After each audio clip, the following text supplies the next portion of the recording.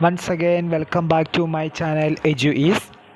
SLC exam നടന്നുകൊണ്ടിരിക്കുകയാണ്.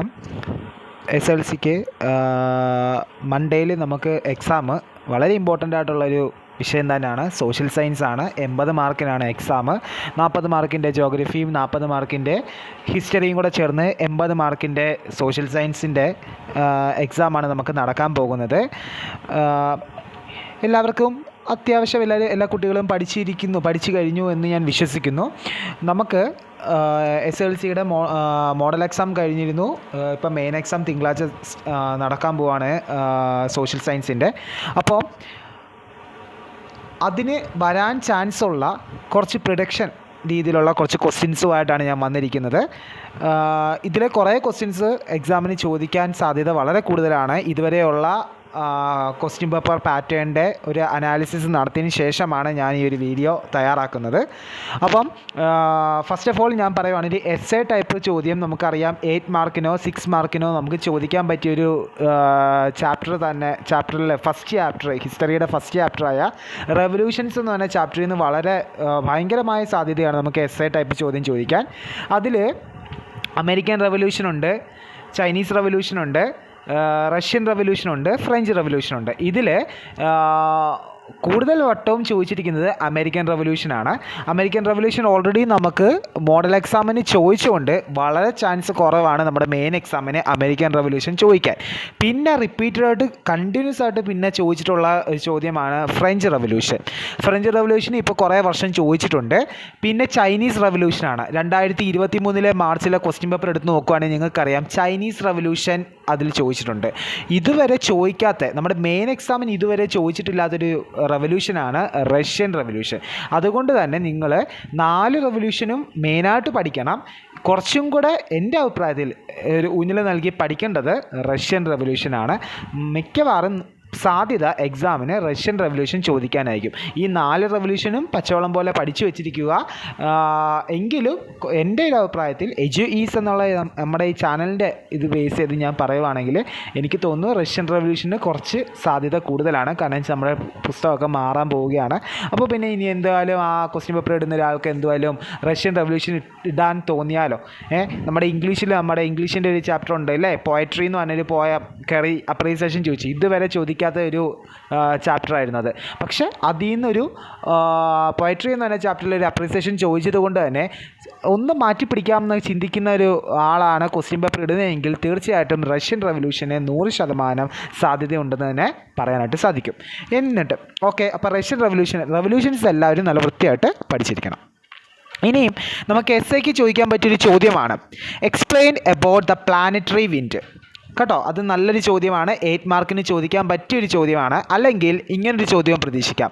Global pressure belts pave the way for the formation of planetary winds. Explain the interrelationship between the two. ഞാൻ ഇതിൻ്റെ ഇനി explain ചെയ്ത് തരാനൊന്നും പോകുന്നില്ല. നിങ്ങൾ ജസ്റ്റ് എന്താണ് ആ ക്വസ്റ്റ്യൻസ് നന്നായിട്ട് നോക്കുക. ആ ക്വസ്റ്റ്യൻ്റെ ആൻസർ ഞാൻ വായിച്ചു വിടും. അത് നിങ്ങൾ പോസ് ചെയ്തോ എങ്ങനെയാണെന്ന് വെച്ചാൽ നിങ്ങൾ നോട്ട്സ് എഴുതി നിർബന്ധമായിട്ട് ഇത് പഠിച്ചിരിക്കണം.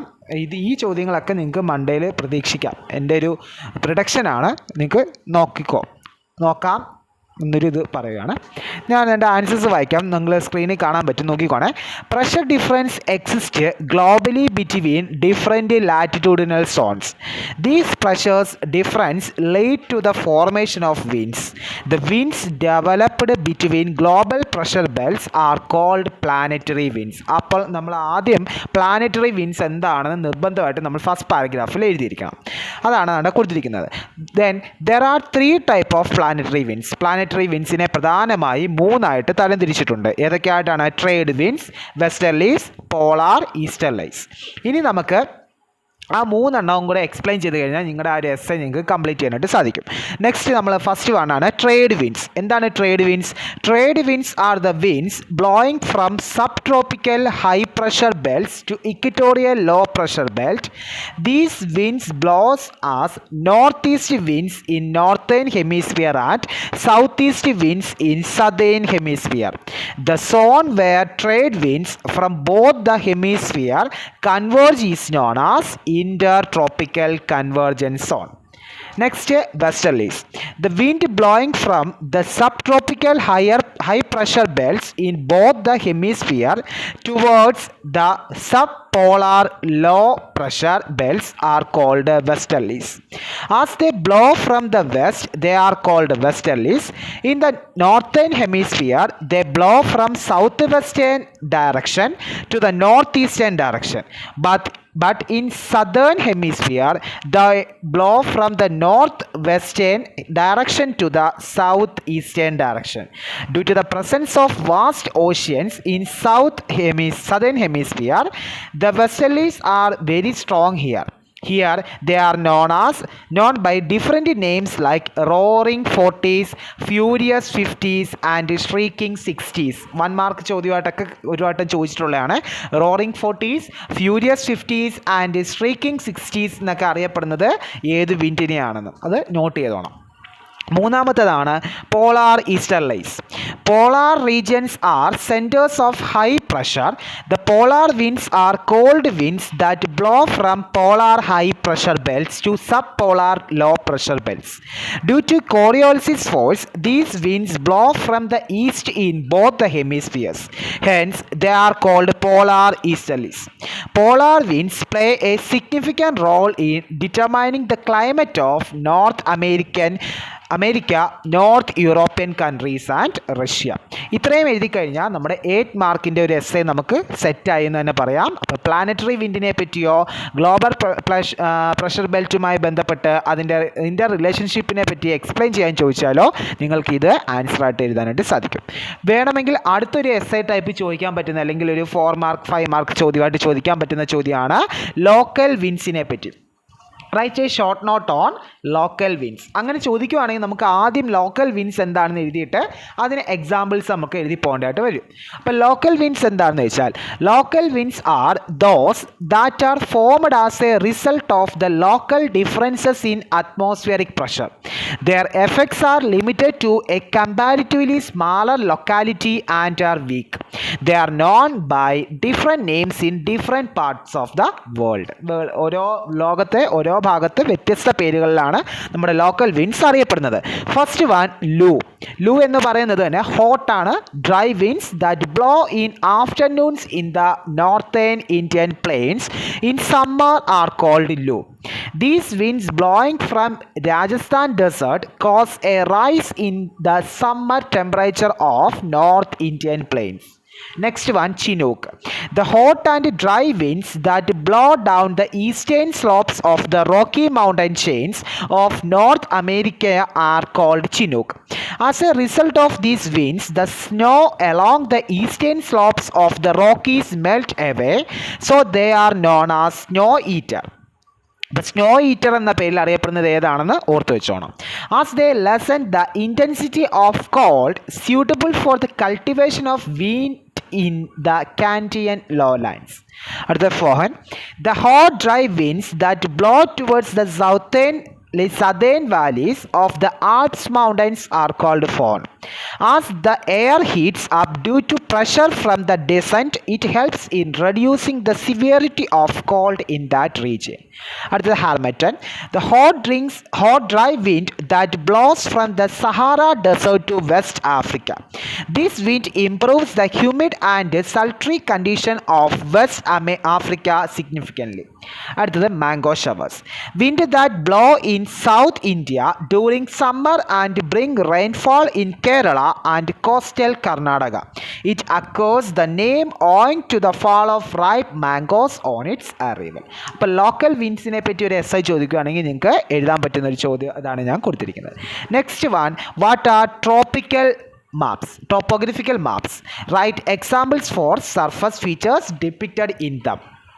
ടോപ്പോഗ്രഫിക്കൽ മാപ്പ് എന്താണെന്നും അതിൻ്റെ ഫീച്ചേഴ്സിനെ പറ്റിയും പിന്നെ next list the uses of topographic മാപ്സും ആണ്. നിങ്ങൾക്ക് അപ്പോൾ ടോപ്പോഗ്രഫിക് മാപ്സിനെ പറ്റി എന്തെങ്കിലും ചോദിക്കുകയാണെങ്കിൽ കുറേ പോയിന്റ്സ് ഇതിൽ നിന്ന് കണ്ടെത്താനായിട്ട് സാധിക്കും. Topographical maps are large scale maps that ഡെപിക്റ്റ് in minute detail all natural and man made features on the earth surface. അടുത്ത പാരഗ്രാഫായിട്ട് എഴുതാം. Their maps contain important surface features such as undulations of the terrain, rivers, other water bodies, forests, agricultural land, barren land, villages, towns, and transport and communication system.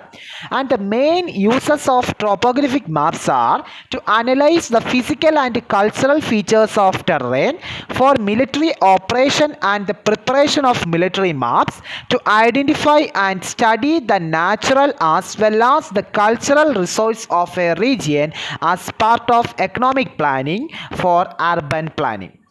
Next വളരെ important ആയിട്ടൊരു question ആണ്. ടാക്സുമായി ബന്ധപ്പെട്ട് പ്രധാനപ്പെട്ട 2 ടാക്സുകൾ, direct tax and indirect tax, അത് define ചെയ്യാനായിട്ട് ചോദിക്കും. ഡയറക്റ്റ് ടാക്സ് എന്ന് പറഞ്ഞാൽ paid by the person on whom it is imposed. Tax burden is felt by the tax payer. Cost of collecting tax is usually high. Indirect tax imposed on one person and paid by another. Tax burden is not felt by the taxpayer. Cost of collecting tax is usually low. പിന്നെ വളരെ important ആയിട്ടുള്ള പറഞ്ഞാൽ citizenship. അതെല്ലാവരും ഞാൻ ഈ വീഡിയോയിൽ ഇട്ടിട്ടില്ല. സിറ്റിസൺഷിപ്പും ആ സിറ്റിസൺഷിപ്പിനെ കാറ്റഗറൈസ് ചെയ്യുന്നതും ഒക്കെ പഠിച്ചോണം കേട്ടോ, അതൊക്കെ ഇമ്പോർട്ടൻ്റ് ആണ്. നെക്സ്റ്റ് വൺ, എന്താണ് GST, അതിൻ്റെ features. Write the features of goods and service tax. നോക്കിക്കോ, GST is A tax imposed on goods and services. It is an indirect tax. Taxes are levied at different stages, starting from production to final consumption of goods and service. In each stage, the tax is imposed on the value added. The tax paid in the earlier stages need not be paid by the final consumer. 3 മാർക്കിന് നമുക്ക് ചോദിക്കാൻ പറ്റിയതാണ്. 3 മാർക്കിന് goods and സർവീസിൻ്റെ features, അതുപോലെ തന്നെ 3 മാർക്കിന് ചോദിക്കാൻ പറ്റിയത് GSTയെ പറ്റി എക്സ്പ്ലെയിൻ ചെയ്യാനും. Next one, classify the bureaucracy in India and explain. The bureaucracy of India is classified into 3: All India services, Central services and State services. All India services in the points are recruits at national level, appoints in central or state service. Example, Indian Administrative Service, Indian Police Service. 1 mark base ചെയ്തും ഈ ഭാഗത്തുനിന്ന് ചോദ്യം വരും. Central services, recruits at national level, appoints in central government department only.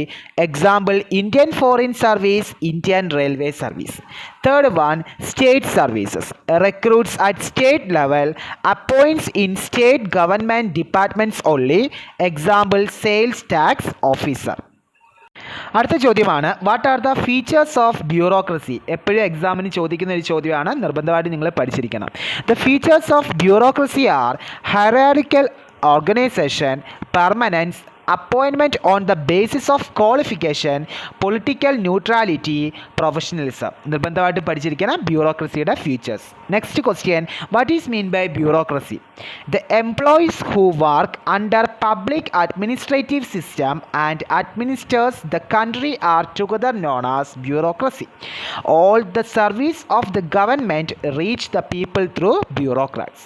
Next important question ആണ് right to information act. Write a short note on right to information act. അങ്ങനെയൊക്കെ നമുക്ക് ചോദ്യം ചോദിക്കാം. In India, the Right to Information Act was passed in 2005. This ensures the right of all citizens of India to receive information. The main objectives of these acts are to prevent corruption, create responsibility among employees and make the functioning of the government transparent. Next വളരെ important ആണ്, 4 മാർക്കിന് ഒക്കെ ചോദിക്കുന്നതാണ്. What is e-governance? E-governance is the use of electronic technology in administration. This helped to obtain government services easily in a speedy manner. ഇനി അതിൻ്റെ benefits ചോദിച്ചാൽ എഴുതേണ്ടത്, its benefits are need not wait in government office for services, can receive service with the help of information technology, government services offered speedily and with less expense, efficiency of the offices and quality of service get enhanced. People can receive the service of e-governance at home with the spread of e-literacy. Next വളരെ important ആയിട്ടുള്ള question ആണ്. Next question permanent settlement Ryotwari system Mahalwari system. എന്താണ് permanent സെറ്റിൽമെൻറ്റിനെ പറ്റി എഴുതാൻ പറ്റുന്നത്? ഇതും നമുക്ക് 4 മാർക്കിന് പ്രതീക്ഷിക്കാൻ പറ്റിയ നല്ല ചോദ്യമാണ്. Permanent settlement. Zamindar was the owner of entire land. Pay up to 60% of the yield as tax. Tax was to be paid in cash. Actual farmers become tenants. Raultari system introduced in South India. Land revenue was collected directly from farmers. Ownership of land was vested with farmers. Tax rates frequently increased. Mahalwari system. Village headman collected the tax. Tax rate was excessive. The entire village was considered a single unit for tax collection. Introduced in northwest regions. Next question.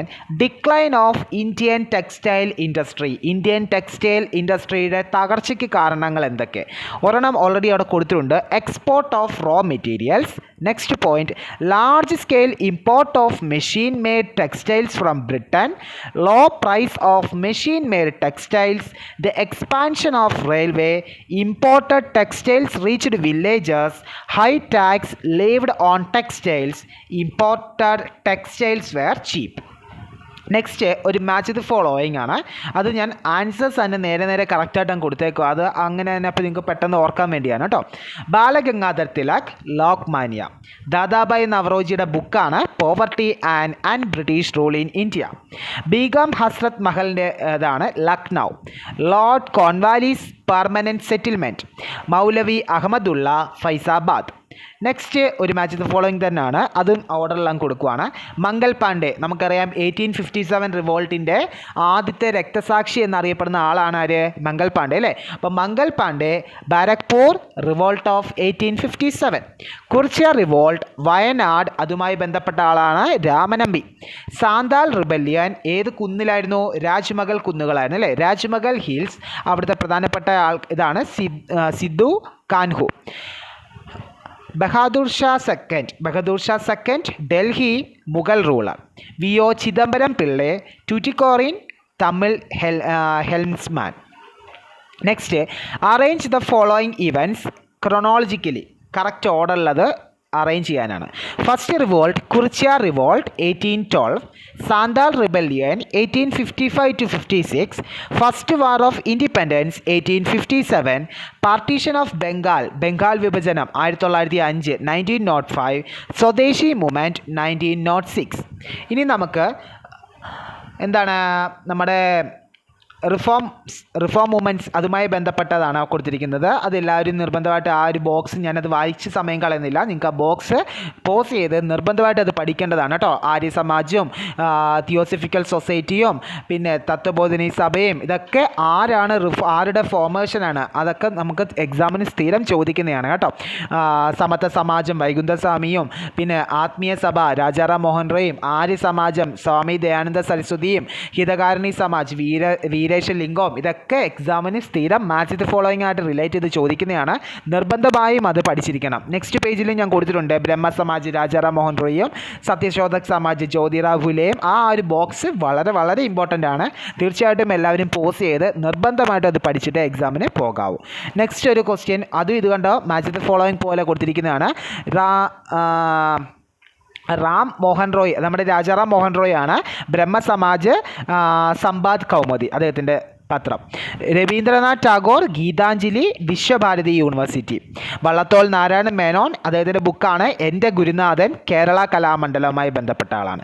Swami Vivekanandan Ramakrishna mission, അതിൽ വരുന്ന liberty, equality and freedom of thought. Bankim Chandra Chatterjee Anandamath, നമ്മുടെ Vande Mataram. Mahatma Gandhi Wardha education plan, Nai Talim. അത് 1937 ആട്ടോ Wardha education plan. Next 2023 ക്വസ്റ്റ്യനിലുള്ളതാണ് quit India movement explain ചെയ്യാൻ. Prepare a note on the quit India movement. Of quit India മൂവ്മെൻറ്റ് ഓഫ് 1942 was the last popular protest organised by the Indian National Congress under the leadership of Gandhiji. The all Indian Congress committee passed the historic Quit India resolution on August 18, 1942. It was a mass movement based on the ideology of non-violence meant to force the British to leave the country, offering complete freedom to Indians. Next question വളരെ important ആണ്. List out the outcomes of non-cooperation movement under Gandhiji. As a part of non-cooperation movement, many national schools were established. Students who boycotted English education were attracted to national educational institutions. Kashi Vidyapith, Gujarat Vidyapith, Jamia Millia, etc. were some of the national education institutions started during this time. Non-cooperation movement had a major role in making the national movement till then confined to the elite, a grassroots mass movement. Production of indigenous goods increased, popularization of Hindi, formation of Swaraj Party. Non-cooperation movement could shake the foundation of British rule in India. Next question, match the following base.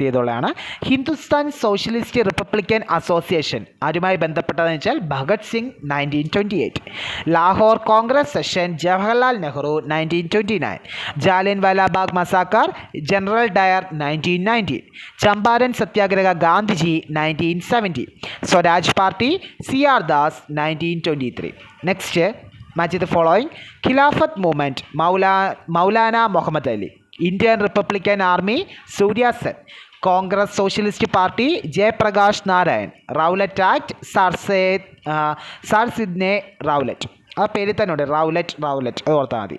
Frontier Gandhi, അതിർത്തി ഗാന്ധി എന്നറിയപ്പെടുന്ന കേട്ടോ, ഖാൻ അബ്ദുൽ ഗാഫർ ഖാൻ. അടുത്തത് monsoon season northern hemisphere ഏതാണെന്നുള്ളതാണ്.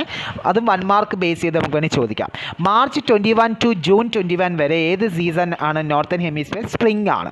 June 21 to September 23 summer ആണ്. September 23 to December 22 autumn season ആണ്. December 22 to March 21 winter ആണ്. ഇതും നിർബന്ധമായിട്ട് നിങ്ങൾ എന്ത് ചെയ്തിരിക്കേണ്ടതാണ്, പഠിച്ചിരിക്കേണ്ട ഒരു ചോദ്യമാണ്. നമുക്ക് 1 മാർക്കിനൊക്കെ കയറി ഉറപ്പായിട്ടും ചോദിക്കും. അടുത്തത് ഡേറ്റും ഡേയുമാണ് കൊടുത്തിരിക്കുന്നത്. മാർച്ച് 21 പ്രത്യേകത ഇക്വിനോക്സ്. മാർച്ച് 21 മാത്രമല്ല സെപ്റ്റംബർ 23 ഇക്വിനോക്സ് ആണ്. ജൂൺ 21 സമ്മർ സോൾട്ടൈസും ഡിസംബർ 22 വിൻ്റർ സോൾട്ടൈസും ആണ്. നെക്സ്റ്റ് നമുക്ക് ഇമ്പോർട്ടൻ്റ് ആയിട്ടുള്ള ഒരെണ്ണമാണ് educational and skills, the development education skills കേട്ടോ, പ്രോജക്ട്സ് ആണ്. The following are the projects and their goals implemented to develop human resource through education, training and developing skills. First one is ICDS, Integrated Child Development Scheme, to ensure integrated development of children up to 6 years. നമ്മുടെ അംഗനവാടികളിലൊക്കെ അതാണ് കേട്ടോ. To provide health care for pregnant and lactating women. Lactating എന്ന് പറഞ്ഞാൽ എന്താണ്, പാല് കൊടുക്കുന്ന അമ്മമാർക്കും pregnant വുമൻസിനുമൊക്കെയാണ് ഈ ഒരു project, integrated child development scheme. Next one SSA, Samagra Shiksha Abhiyan, to ensure universal education to all up to higher secondary level, to ensure quality and equity. Next RUSA, Rashtriya Uchchatar Shiksha Abhiyan, to increase the access to higher education, to improve the quality of higher education. Next national skill development and monetary reward scheme, to improve the working skills of the youth, to ensure the availability of people with employable skills. അടുത്ത important ആയിട്ടുള്ള question ആണ് Jio stationery സാറ്റലൈറ്റും sun synchronous സാറ്റലൈറ്റും. ഇത് നമുക്ക് SA ടൈപ്പിനെയൊക്കെ ചോദിക്കാൻ പറ്റും, അല്ലെങ്കിൽ 5 മാർക്കിന് അല്ലെങ്കിൽ 4 മാർക്കിൻ്റെ ചോദ്യമായിട്ട് ചോദിക്കാം. The artificial satellites are mainly divide into 2 types, geostationary satellites and sun synchronous satellite. Geostationary satellites, these are the satellites that move in equal velocity with the earth's rotation. They orbit the Earth at an elevation of about 36,000 kilometers above the Earth. 1/3 of the Earth comes under its field of view. As the movement of these satellites corresponds to the speed of rotation of the Earth, it stays constantly above a specific place on the Earth. This helps in continuous data collection of an area. It is used in telecommunication and for weather studies. India's INSAT satellites are example of geostationary satellites. Next is Sun Synchronous satellite. These satellites are the artificial satellites that passes around the Earth along the poles. The orbit of these satellites is about 900 km in altitude. The surveillance area is less than that of the geostationary satellites. The repetitive collection of information of a region at regular interval is possible. Used for the collection of data on natural resources, land use, groundwater, etc. These satellites are mainly used for remote sensing purposes. Satellite in IRS Landsat series are examples of Sun Synchronous satellite. ഇത് വളരെ important ആണ്. ഇനിയും പറയുന്ന ചോദ്യവും വളരെ വളരെ important ആണ്. നമ്മുടെ കൾട്ടിവേഷൻ പീരീഡിൻ്റെ 3 ഇത് ഏതൊക്കെയാണ്?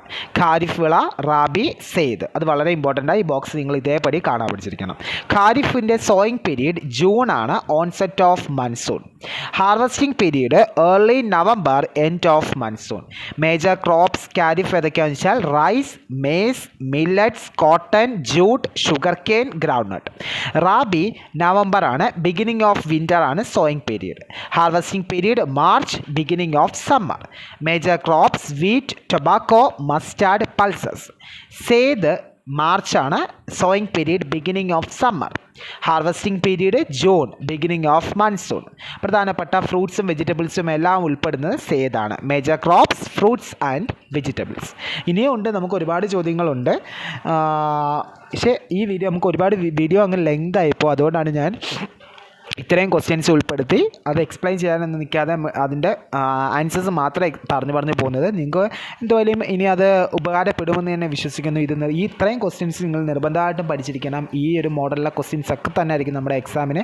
അന്നേരം നമ്മുടെ ഞാൻ ഈ പറഞ്ഞ ക്വസ്റ്റ്യൻസൊക്കെ വന്നല്ലോ നിങ്ങൾ തോന്നിപ്പോവും. കാരണം വെച്ചാൽ ഇത് പ്രീവിയസ് ആയിട്ട് വർഷങ്ങളായിട്ട് ചോദിച്ചുകൊണ്ടിരിക്കുന്ന ക്വസ്റ്റ്യൻസ് സോർട്ട് ചെയ്ത് അതിൽ നിന്ന് ഇമ്പോർട്ടൻ്റ് ആയിട്ടുള്ളതാണ് ഞാനിപ്പോൾ ഇട്ടിരിക്കുന്നത്. അപ്പോൾ നിർബന്ധമായിട്ട് ഇത് പഠിച്ചിരിക്കണം. ഓക്കെ, ഒരിക്കൽ കൂടി എല്ലാവർക്കും A+ കിട്ടട്ടെ എന്ന് ഞാൻ ആത്മാർത്ഥമായി പ്രാർത്ഥിക്കുന്നു. എൻ്റെ വീഡിയോസ് നിങ്ങൾ കാണുക. ഇഷ്ടപ്പെടുകയാണെങ്കിൽ തീർച്ചയായിട്ടും നിങ്ങളുടെ ഫ്രണ്ട്സിനായിട്ട് നിങ്ങൾ ഷെയർ ചെയ്യുക. നിങ്ങളുടെ വിലപ്പെട്ട കമൻസുകൾ നമ്മുടെ വീഡിയോസിൻ്റെ അടിയിൽ ഇടുക. ഏതെങ്കിലും ക്ലാസ്സസൊക്കെ ആവശ്യമുണ്ടെങ്കിൽ തീർച്ചയായിട്ടും ഇടുക. ഉറപ്പായിട്ടും അത് ചെയ്യുന്നതായിരിക്കും. Okay, thank you so much.